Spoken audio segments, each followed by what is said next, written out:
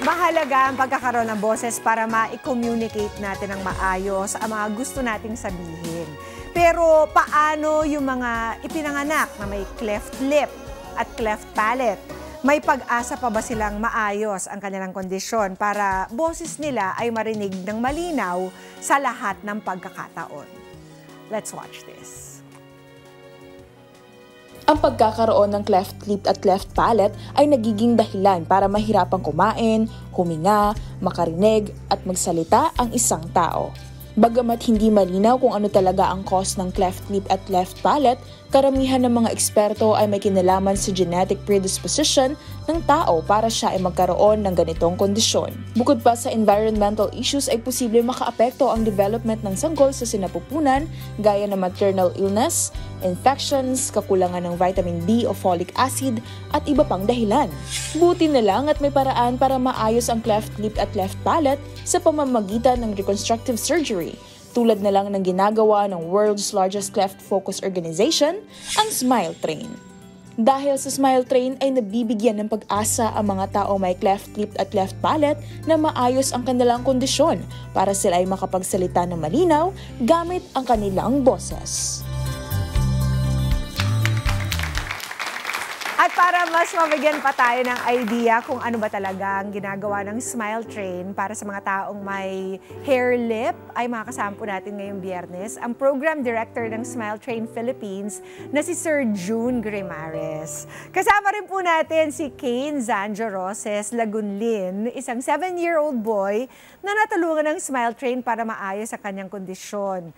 And he's also accompanied by his mother, si Mommy Rochelle Roses. Magandang umaga po sa inyong lahat. Magandang umaga po sa inyo. Yeah, Sir June, ako po, I'm gonna own up. There's very little that I know about the difference between having a cleft palate and a cleft lip. Baka pwede niyo po kaming ma-enlighten na mga kada. Ang magandang araw, no? Opo. Ang cleft lip ay isang kondisyon sa labi. Okay. Yung nakikita natin na sinasabi nating bungi, yung bungi sa Bisaya, ang tawag yan ay bingot, ay yan ay nagmamanifest dito sa labi. Okay. Samantalang ang cleft palate ay butas sa ngalangala. Oh, so you can't really see it from the outside? Yes, yes. Hindi po nakikita yon. At yun po ang dalawang kondisyon po ng cleft lip at cleft palate. Yun po ang difference. Okay. Paano po nakakaapekto ang dalawang ito sa kalusugan ng isang tao or sa kondisyon nila? Ito pong kondisyon na pong ito ay nakakaapekto sa malaking bagay sa mga bata, particularly sa mga bata at even kahit po sa mga matanda. Ito po ay maaari pong dahil po sa ganitong kondisyon, siyempre po nauuna po rito yung bullying. No? Sa panglabas, sila ay nabubully, na-ostracize sa society. At pagdating naman po sa kalusugan, siyempre naapektuhan dito ang pagkain, ang paghinga, at kuminsan po ay nagkaka-apekto po ng malnutrition, nare-resulta rin po ng kuminsan ng kahinaan ng katawan at kuminsan po nakakamatay po. Oh, really? Yes. Sir? So, yung both conditions po, ganun ang maaaring maging apekto? More of the palate. Kasi siyempre the palate will also really affect the food intake, yung pagkain po. In what way po? Parang mas mahirap po bang lumulon? Yeah. Mahirap lumulon, pati sa paghinga. At siyempre, lalo sa mga bata na kailangan, di ba, ang mga bata pinadidede, kadalasan to pag pinadidede at butasyon, kung napupunta yan hanggang sa loob ng katawan. Which is nakakaroon ng epekto tuloy sa pagkain at sa nutrisyon ng bata. We're used to hearing palate in accordance with taste. May kinalaman din po ba yun sa panlasa? Wala naman. Wala po. Bibigyan ko lang po ng kalinawan regarding sa palate. Okay. Ang palate po ay isang kondisyon nga ng butas po ng galangala. Okay. At ito po ay kuminsan din po na misconstrue po o pagkakamalan po sa sa nasal na pagsasalita at pangungo. Yun po yung epekto po ng butas po ng ngalangala. Kaya po nagkakaroon ng nasality o kaya po pagngungo sa pagsasalita. So, ang lahat po ng may cleft palate ay nagkakaroon ng discomfort or speech impediment? Yes po. Okay. Hindi po ito yung sa lip, more on the sa palate po. Okay. Pero yung mga may cleft lip naman po, not necessarily magkakaroon ng speech problems. Not necessarily po. Ang lip po ay panglabas na pananaw. At ito po ay panlabas po na nakaanyuan. At kailangan din po talagang bigyan po ng atensyon kasi pag hindi po bigyan ng atensyon po ito, since palabas na pananaw po ito'y maaari pong maka-apekto po sa, yun nga po, doon magkakaroon ng bullying, doon din po makikita po, dahil nga, alam niyo naman po ang society natin, kung minsan pag may kaiba po o meron deformity, ay nabubuli po ang... Napaka-harsh po ng society opo. minsan That's with the people. harsh reality po ng Mami buhay. Rochelle, si Zanjo, in his case po, cleft lip po ba or cleft palate? po. Bilateral cleft palate and lip. Okay. And lip. Oo, lip and palate. Ang, both of ang them. ibig sabihin po ng bilateral, dalawa po ang Hati. hati niya. Oo. At the same time po, meron din palate condition po siya. Oh, okay. So, ano po yung mga na-experience before ni Zanjo nung siya po'y hindi pa na-ooperahan? Bali, matagal ko po siyang nailabas sa hospital bago makauwi kasi bawal po yung magpi-feed sa akin at saka ipa-feed ko po sa bottle agad na normal. Meron po silang tinatawag na Haberman nipple para sa katulad ng mga may cleft palate. Oh, so pinanganak na po siyang may Opo, may ganun. inborn na po. Mami Rochelle, so he had a hard time feeding. Opo. Aha. Kaya pagka mga ganun po ay nag-stay po muna ng hospital para ang mga nurse po ang mag-aasikaso sa kanila. Ganun ka, ganun ka katrabaho Opo. na pakainin si... Opo. Hanggang sa si pag-uwi Zanjo. naman din po, kung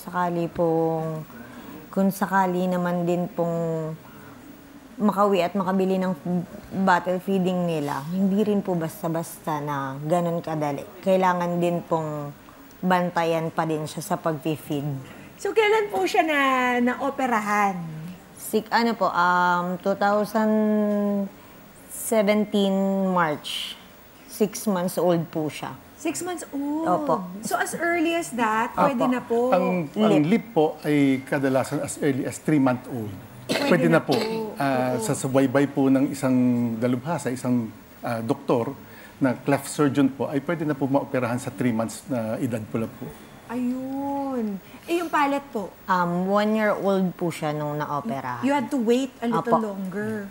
Bakit po, Sir Jude? Madalas po, kailangan po muna po maging stable po yung bata, yung kondisyon ng bata. At the same time po, siyempre may muscles po na involved po dyan sa palate. Kailangan po muna, maayos po muna yung kondisyon. Mas bago po talaga. strengthen yung Yes muscles. po. Oho. So, Zanjo, pwede ba namin makita? That was him before and now.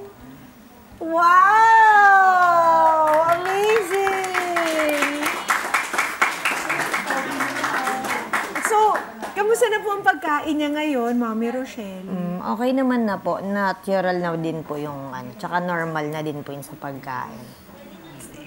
I read somewhere, sir, na it takes many operations. Yes. In the case of Zanjo po, marami pong 3 times- procedures. 3 times na Bakit po paulit-ulit? Or ano po bang... Ang salip po ay kadalasan ay isang beses lang po. Not unless may mga revisions na ginagawa pa po. Yung sa lip? Sa lip. Okay. Pagdating po naman sa palate, normally po merong first phase po yan na ginagawa para po isara po yung hole. At the same time, meron pa po mga ibang conditions pa na medically related po. Na nakadetermine po kung meron pang mga next level of surgery that will be determined by the cleft surgeon. Okay. Pero kadalasan po, hindi lang po, tuloy-tuloy po ito yung continuous process hanggang hindi lang po natatapos din sa surgery kasi po meron din pong speech to na sinusubaybayan din po ng smile train at meron din po mga orthodontic treatment. How old are you? Zanjo, ilan taon ka na? 7? Opo. Wow! Anong grade ka na? 1 po. Yay! Mahilig ka bang kumain? Anong favorite food mo? Itna po. Isda po. Isda. Fried fish? Very good. Jagulay? Opo. Nice. So at least hindi na na-experience ni Zanjo yung pangungutya, yung bullying. Di ba po? But do you think, sir, tapos na yung procedure kay Zanjo? Or he has to continually get checked up po? Continue May pa rin continuous po. treatment po yan. Depende rin po sa evaluation po ng cleft surgeon. Yung gaya ko pong gusto ko lang i-reiterate na maaganda po na masimulan po talaga habang bata. Oo. Kasi po, yun nga, it will avoid bullying. At the same time po, hindi rin po mapapansin ng bata na nagkaroon siya ng ganitong kondisyon.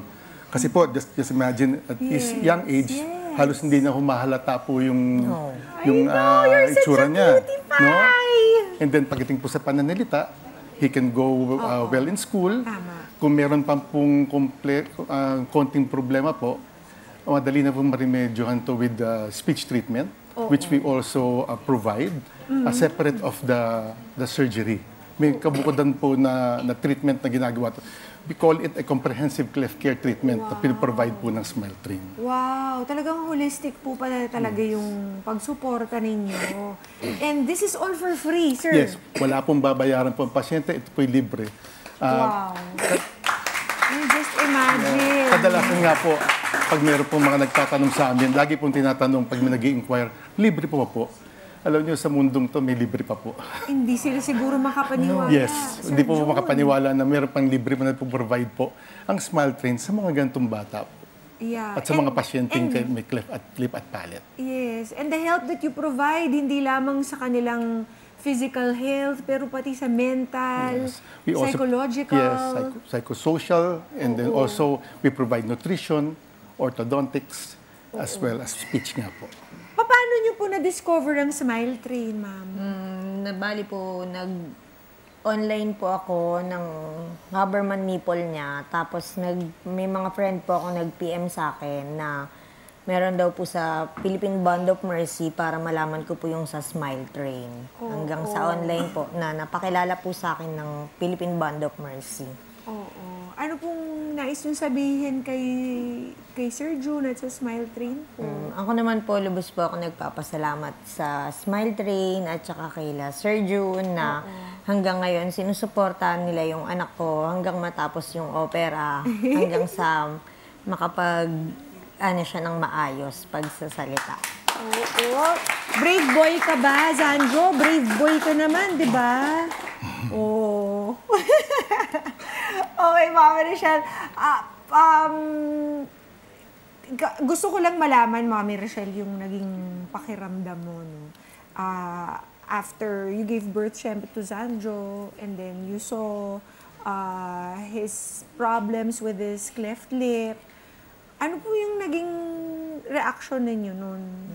Nagulat po ako, tapos nasaktan ako, tapos hanggang sa pinaliwanag po sa akin ng lola ko na huwag ka mag-alala, marami pang pwedeng gawing paraan. Tapos pwede tayong magtanong kung kanino pwedeng humingi ng tulong para sa operation.